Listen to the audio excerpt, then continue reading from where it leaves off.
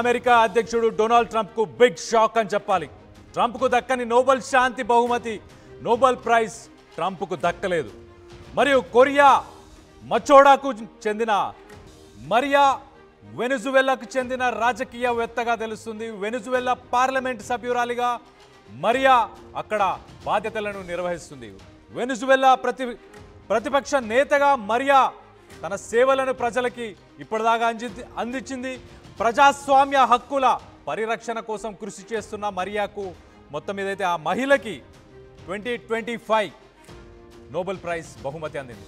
ఇది ఒక రకంగా ట్రంప్కి పెద్ద షాక్ అని చెప్పొచ్చు.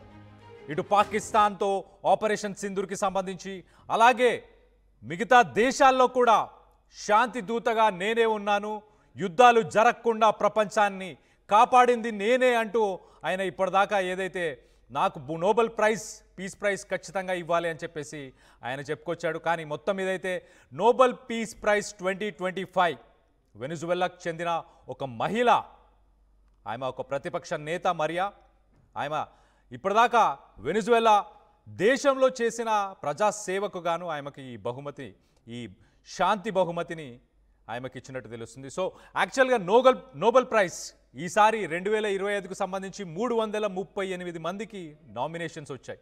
338 మంది వివిధ దేశాల నుంచి నామినేట్ అయ్యారు.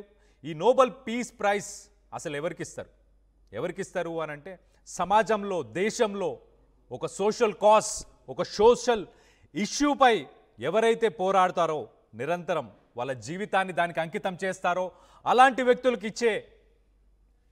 వ్యక్తులకు మాత్రమే ఇస్తారు. గతంలో కొంత పొలిటికల్గా సంబంధించిన వ్యక్తులకు కూడా ఇచ్చారు. ఈసారి కూడా పొలిటికల్గా కనెక్షన్స్ ఉన్న మరియాకి ఇచ్చారు. పొలిటికల్ బాధ్యతలు, రాజకీయంగా ఆమె చేసిన సమాజ సేవకు సంబంధించి గుర్తించారు మొత్తానికైతే.